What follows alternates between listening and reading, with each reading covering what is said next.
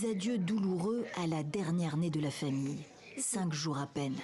La petite fille prématurée, sauvée in extremis du ventre de sa mère, tuée avec son mari dans un bombardement israélien, est décédée à son tour à l'hôpital de Rafah.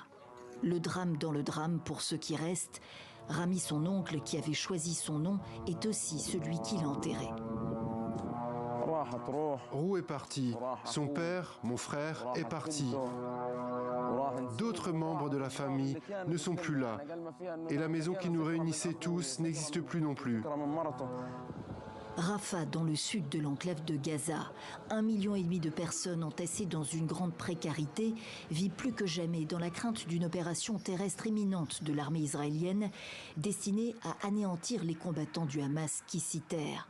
Chars et véhicules blindés ont été amassés en nombre près de Kerem Shalom, non loin de là.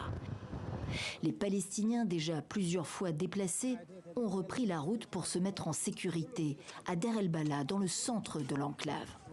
Ce qu'on entend, c'est qu'il va y avoir une offensive militaire à Rafah. Alors, on est venu ici à Deir el-Balah avec mes filles et nos affaires. J'ai monté la tente et j'espère qu'on sera à l'abri ici.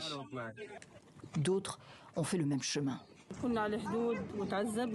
On était à la frontière et c'était très difficile. Ça fait 3 fois qu'on change de lieu. Rafah, puis Khan Younes, puis Deir el-Balah. On est en sécurité nulle part.